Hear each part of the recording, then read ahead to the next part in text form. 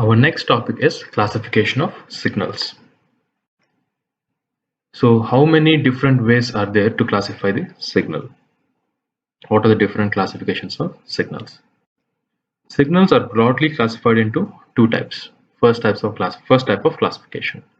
It is either continuous time signal or a discrete time signal.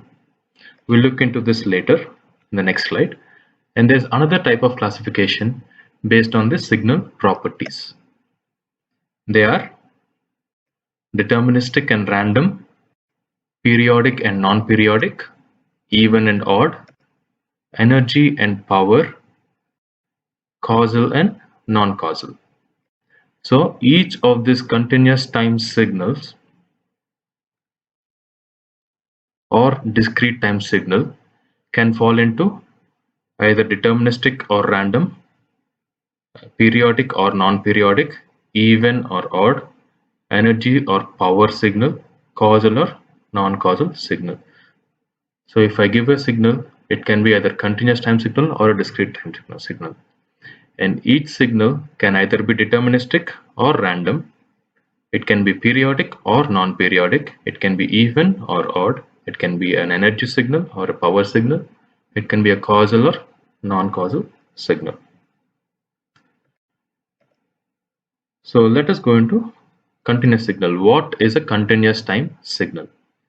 So from the name itself, we can say continuous time signal is something that is defined for every time instant. A signal x of t is said to be a continuous time signal if t is a continuous variable and x of t is defined continuously in time domain. So speech signal is a continuous signal. We have already seen in the last video how the speech signal varies with time. So for every time instant there is some amplitude for the speech signal. So we can say it's a continuous signal. If you look at this graph here, for every value of t can vary from 0 to some infinity, let us say, and for every value between 0 and infinity, for 0, 1, 1.1, 1.2, 1.2, 3, 4, 5, any value you give for t, it has some value. X of t has some value. So it is defined for every instant of t. T is a continuous variable, and x of t is defined continuously in the time domain. So such signals are called continuous time signals. Then discrete time signals. So continuous time signal, if you look at the notation, x is the name given to the signal. It can be x, it can be y, it can be z, anything. X of t, we are using normal parenthesis here, x of t. Normal parenthesis is for continuous time signals, and t is the variable time. So that is the representation of continuous time signal. Then if we move on to discrete time signal, we represent it as x of n. Here we are using square brackets. That is the difference in notation for continuous and discrete time. Continuous time we use parenthesis, and for discrete time we use square brackets. For continuous time we represent time as t. For discrete time we represent time as n. A signal is said to be discrete if it is defined only at certain time instances and undefined between the two time instances. So if you remember the continuous time signal, we said it is defined for every time instant from 0 to infinity, right? It is defined for every time instant. Similarly, when we talk about discrete time signals, it is only defined at certain time instances and undefined between those two time instances. If you look at the graph here, the discrete time signal x of n is defined at n is equal to 0, n is equal to 1, n is equal to 2, and so on. But in between 0 and 1, it is not defined. Similarly, in between 1 and 2, it is not defined, right? In between 2 and 3, it is not defined. So it is only defined at certain time instances, 0, 1, 2, 3, and so on. So this is a discrete time signal. If we join these two signals, if we join these instances, we will get a continuous time signal. Then we'll go on to the first classification of signal, first type of classification in signals, that is deterministic or random. A signal is said to be deterministic if there is no uncertainty over the signal at any time instant. That is, its instantaneous value can be predicted. It can be represented by mathematical equation. So as the name suggests, deterministic. The signal is said to be deterministic if we can determine how the signal is going to behave. If we can predict the instantaneous value of the signal. If I give the time instant, if I give t is equal to 10, I should be able to predict the value of the signal at time t is equal to 10. That means it can be represented by some form of a mathematical equation. Any deterministic signal can be represented by a mathematical equation. Y of t is equal to bt. So if I give you my time if I vary my time from 0 to 10, I can find the values of y of t. Here b is a constant. So if I have my t, I can find y of t, right? Similarly, x of t is a sin t. This is also a deterministic signal. We know how this signal is going to behave. How will this behave? A sin t, something like this. Here is your time axis. Here is x of t.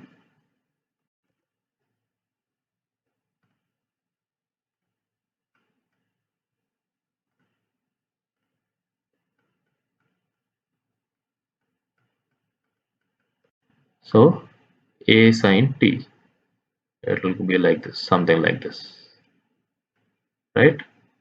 Same way in the negative direction. This amplitude is going to be a, this is 0, this is pi, this is 2 pi, and so on. So this is a deterministic signal.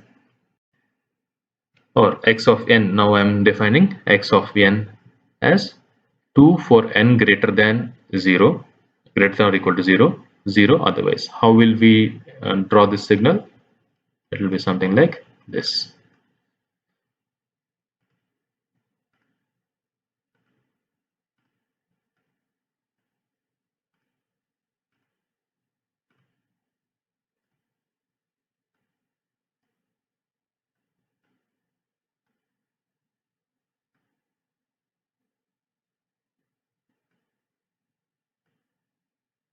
So at n is equal to 0, the value is 2. At n is equal to 1, the value is again 2. At n is equal to 2, the value is 2. And this continues, right? This continues. This is your n. This is x of n. And for values n less than 0, it is 0. So at minus 1, the value is 0. At minus 2, the value is 0, and so on. So this is how we can draw the deterministic signals. And then if we cannot represent any signal by a mathematical equation, then we call it a random signal or non-deterministic signal. This is a random signal. If there is uncertainty over how the signal will behave at any instant of time, we call it a random signal or a non-deterministic signal. There is no mathematical representation for a random signal, and The instantaneous value at any given time cannot be predicted. Examples of random signals will be thermal noise signal generated in an electrical circuit. In a circuit, if you take some circuit, the noise it generates is random. And similarly, EEG signals. You never know how your brain signals are generated. They are generated randomly. So it is a random signal. So the next classification is periodic and aperiodic signals. So we will look at the periodic and aperiodic signals for continuous time first, and then for discrete time. When do we call a signal to be periodic? Or when do we call it to be aperiodic? Aperiodic is just another name for non-periodic. So when do we call a signal as periodic? A signal is said to be periodic if it repeats again and again over a certain period of time t for continuous signals, or we'll say certain period of time n for discrete signals. So for a signal to be periodic, there must be some part of the signal that repeats again and again. So if we look at the sine signal as previously, sinusoidal signal,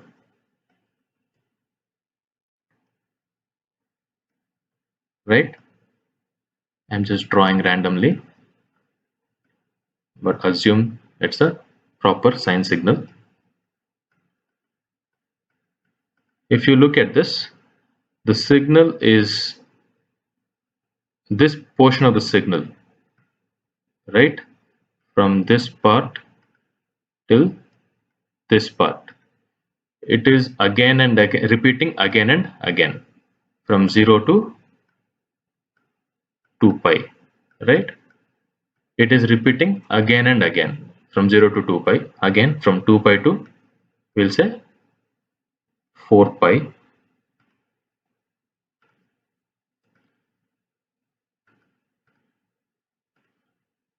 to 4 pi, it is repeating again and again from 4 pi to 6 pi, it repeats. So this part of the signal is repeating again and again over a certain period of time t. So this signal, we can call it as a periodic signal. So what is the period of the signal? When a signal is periodic, it must have some period. So that period t will be this instant minus this instant. So 2 pi minus 0, that is 2 pi. And mathematically, we can say a signal is periodic if x of t plus capital T is same as x of t from minus infinite for t ranging between minus infinite and plus infinite. So this is the fundamental period. So if x of t plus capital T is equal to x of t for any given t, then we can say a signal is periodic. Capital T is nothing but the fundamental time period, which is given by 2 pi by omega, where omega is the fundamental angular frequency. If this condition is not satisfied, we can say such signal is a non-periodic signal or aperiodic signal. Non-periodic signals are considered to have a period of infinite, which means this signal is expected to repeat again and again only after a period of infinity. So in the visible time range, it does not repeat.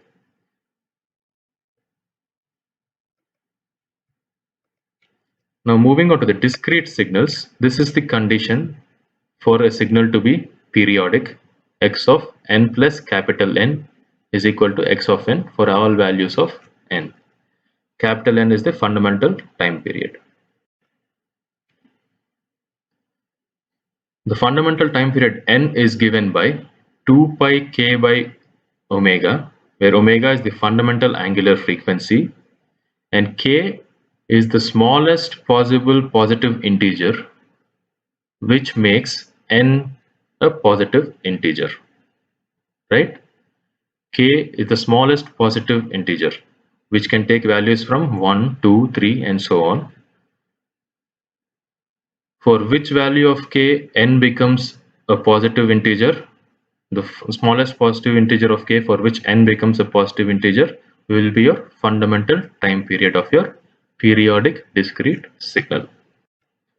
If there is no such value for k to make n a positive integer, then such signal is called non-periodic or aperiodic.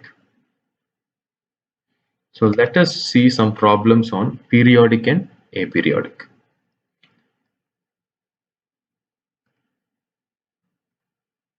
So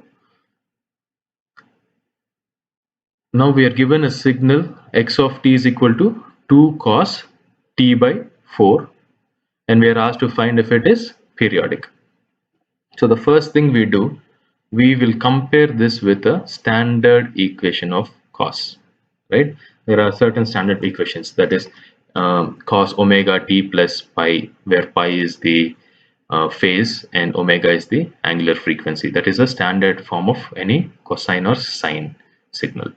And similarly for exponential we have e power j omega naught t, right? So we'll compare with one of the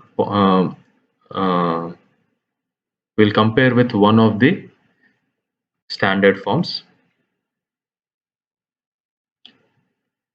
and then we will find if it is periodic or not. Since the given signal is a continuous sinusoidal signal, this is a continuous signal and it is a sinusoidal signal, such signal is always periodic. A sinusoidal or a cosine signal is always periodic. So the question remains here, we just have to find what the period is. Comparing the signal with the standard form, compare this with the standard form a cos omega naught t. So what is the value of omega naught? Omega naught is nothing but 1 by 4. Then the fundamental period will be, we have the formula 2 pi by omega naught. So the fundamental period will be 2 pi by 1 by 4. Simplifying it further, we have 8 pi. So 8 pi will be the fundamental period. This is the fundamental period, and we've already stated that the given signal is periodic.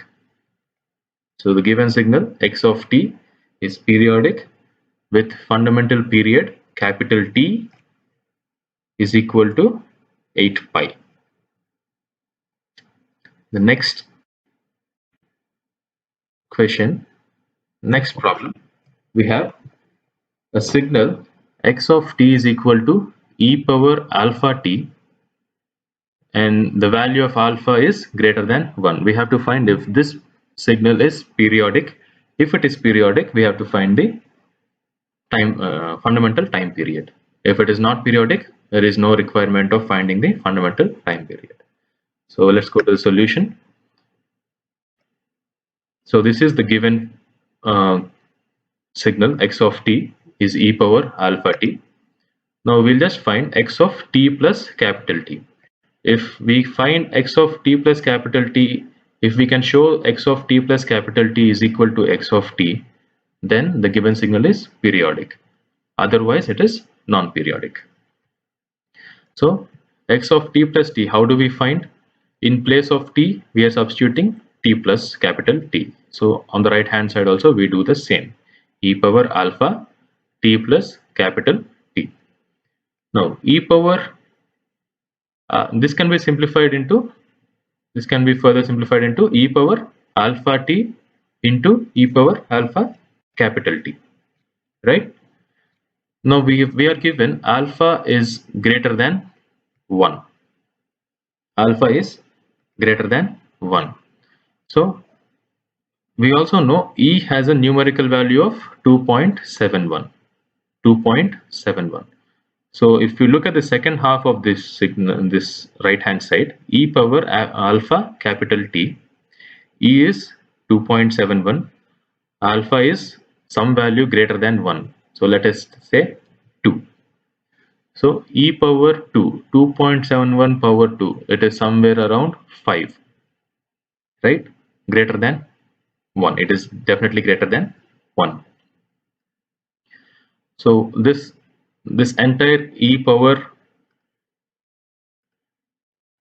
this entire e power at is always greater than 1, right? So it is not, so x of t for any value of alpha greater than 1, e power alpha t, capital T, is not equal to 1. Therefore, the left hand side, x of t plus capital T, is not equal to x of t, right? It is not equal to x of t. So the condition, this equation did not hold good. So what we can say, we can say the given signal is non-periodic. Now let's move on to the next problem. Is the signal x of t is equal to e power minus j2 pi t by 7 periodic? So we know this is a complex exponential. This is in the form of e power minus j omega t, complex exponential. So we already know complex exponentials and continuous continuous sinusoids are always periodic. So since this is a complex exponential signal, the signal is always periodic. Now, since it is periodic, we have to find the fundamental time period. Now we'll compare this with e power j omega naught t, or e power minus j omega naught t.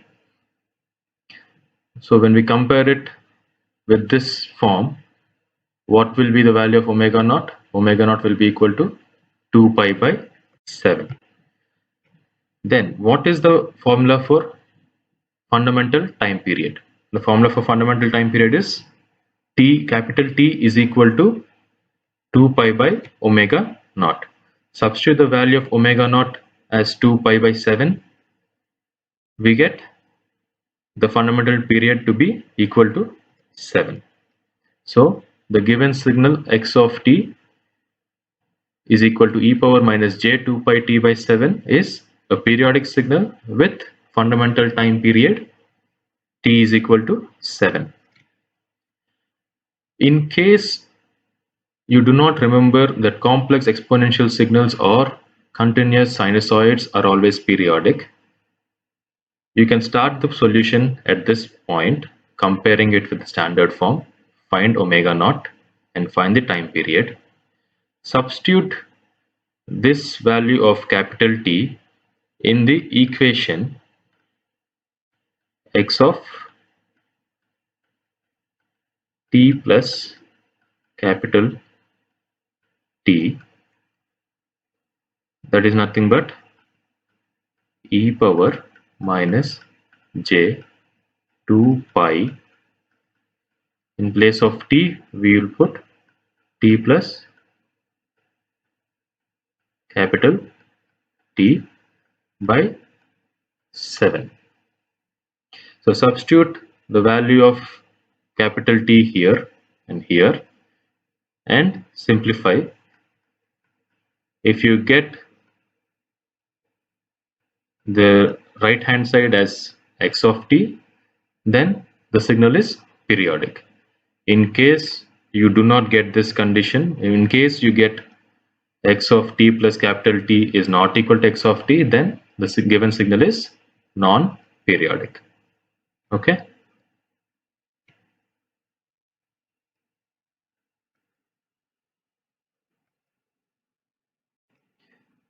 Then the next problem. Now the given signal is x of t is equal to 3 cos 5t plus pi by 6. So we'll compare it with the standard form. So let us just say I do not remember that this is a continuous cosine signal and it is periodic. I do not remember that statement. So I'm starting with comparing the standard form. Comparing it with the standard form, I get omega naught is equal to 5. Now the fundamental time period capital T will be 2 pi by omega naught. Omega naught value is 5, so the time period is 2 pi by 5. Now I'm taking the equation that has to hold good. X of t plus t must be equal to x of t for this signal to be periodic. So I'm taking x of t plus capital T. In place of capital T, I'm substituting 2 pi by 5.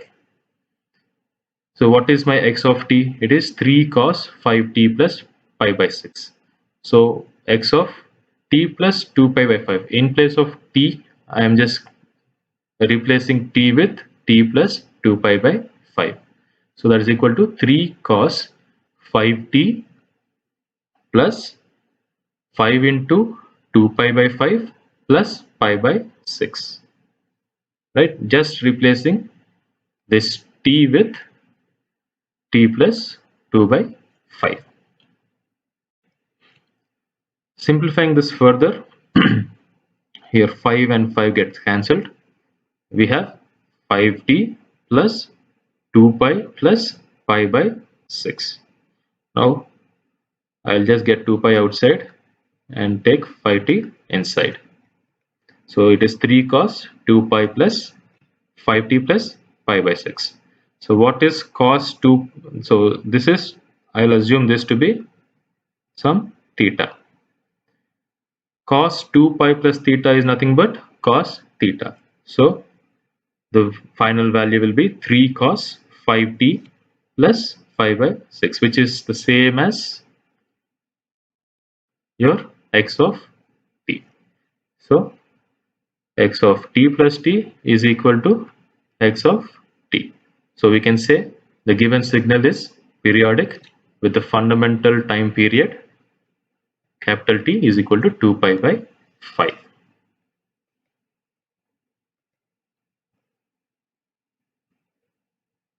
This is the next problem. So if you observe, we have the given signal as cos square 2t minus pi by 3. This is not in the standard form. The standard form is cos or sine or e power j omega t. So this is not in the standard form. So what we can do, we can convert this into some standard function. How? Cos square theta is nothing but 1 plus cos 2 theta by 2. This is the formula. This is the identity, right? So using this formula, I'm just converting this into the standard form. 1 plus cos 4t minus 2 pi by 3 by 2. This is the standard form. This is my theta, cos square theta. So I have 1 plus cos 2 theta. So 2 into this thing by 2. So now this I can compare it with the standard form. Here we have 1 by 2 plus cos by 2. So 1 by 2 is a numerical constant. It does not have any significance with respect to periodicity. So we'll just use this part for comparison. Comparing with the standard form, a cos omega naught t plus pi, we get omega naught is equal to 4, right? Then the fundamental period t can be calculated as 2 pi by 4, that is pi by 2. Now I'm taking x of t plus t, substituting t value to be pi by 2, and I will further simplify I'll substitute x of t value here and further simplify the equation to get cos square 2t minus pi by 3, which is same as x of t. Hence, I can say the given signal is periodic with period t is equal to pi by 2. Same as the previous problem. The only thing is we are converting the given signal into a standard form. That's it. Nothing different.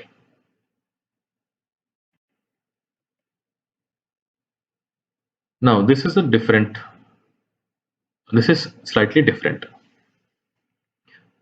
if you look at the given signal, we have a summation of two different signals, signal 1 and signal 2. So I will assume this to be my x1 and this to be x2, right? X1 is the first part of the given signal. I'll find the period for it separately. Comparing it with the standard form, where my omega will be 2 pi by 3, omega naught t. So that is 2 pi by 3. Now the fundamental time period will be 2 pi divided by 2 pi by 3, which is equal to 3. Similarly, for x2, I will find the time period, which is 7. Now, since we have a summation of two different signals, for this x of t to be periodic, the ratio of these two time periods we have found out, right, t1 and t2, must be a rational number.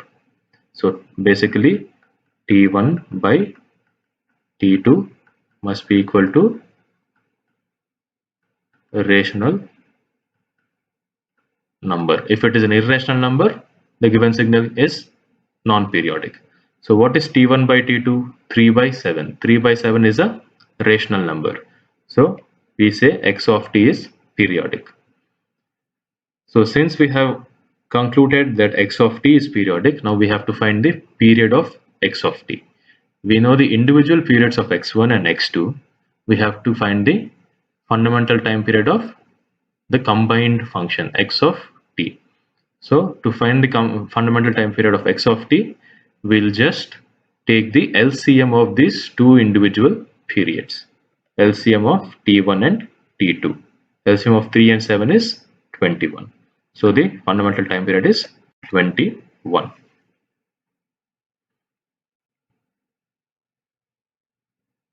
This is similar to the previous problem. So for first we will find the fundamental time period of sin 5t, then for cos 4 pi t. So what are the fundamental time periods? Omega naught is equal to 5 for sin 5t. So the fundamental time period will be 2 pi by 5. Similarly, for cos 4 pi t, omega naught will come to be 4 pi. Then the fundamental time period 2 pi by omega naught, that is 2 pi by 4 pi, that is equal to 1 by 2. Then for this signal to be periodic, for x of t to be periodic, t1 by t2 must be a rational number. If you take t1 by t2, 2 pi by 5 divided by 1 by 2, that is 4 pi by 5. Since we have pi in the final product, it is an irrational number. Since this ratio is irrational number, the given function x of t or the given signal x of t is non-periodic. So far we have seen how to find whether a given signal is periodic or non-periodic for continuous time signals. So now let us move on to the discrete time signal. Now let us compare the given discrete time signal with the standard form e power j omega naught n plus pi. This is the phase. We are not concerned with the phase. We'll just find what is omega naught here. So comparing with this, the omega naught value will be equal to 3 pi by 5. For discrete time signals, we have already seen the condition to be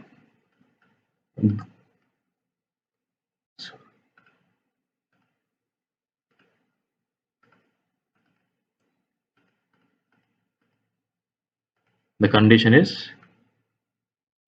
n is equal to 2 pi k by omega. This condition has to be satisfied, right?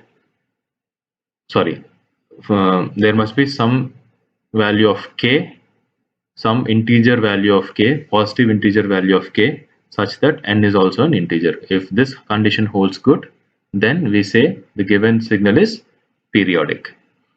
So the same thing I'm writing it in a different form. I took k from right hand side to the left hand side. So it is n by k is equal to 2 pi by omega naught.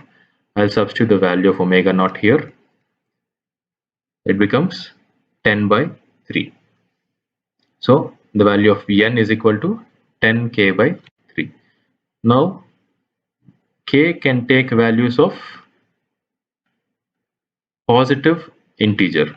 So 1, 2, 3 and so on, right? When k is equal to 1, the value of n is 10 by 3. 10 by 3 is an integer? No, it is not an integer. 10 by 3 for k is equal to 1. It is not an integer. When k is equal to 2, n is equal to 20 by 3. That is also not an integer. When k is equal to 3, n is equal to 10. This is an integer. So the value of k we will consider is n k is equal to 3 and n is equal to 10. The smallest value of k such that n is an integer, the smallest value of k such that n is an integer is k is equal to 3. When k is equal to 3, n is equal to 10. Hence, x of n is periodic with period 10. Next problem, x of n is equal to cos n by 8 minus pi. Again, we do the same thing. We compare it with the standard form. We get omega naught is equal to 1 by 8. So, we take the formula n by k is equal to 2 pi by omega naught. Substitute omega naught. We get n is equal to 16 pi k. N is equal to 16 pi k. Again, we'll do the same thing. What values can k take? 1, 2, 3 and so on, right? If you look at this equation, n is equal to 16 pi k. Whatever value of k you substitute here, your n will be some number into pi. Some number into pi, either 16 pi or 32 pi or 48 pi, something like that. So your final n value has pi in it. If there is pi in the final value, this is nothing but irrational. That is an irrational number. Since it is irrational, the given signal is irrational. That means n is not an integer value. So the given signal is non-periodic. The given signal is non-periodic.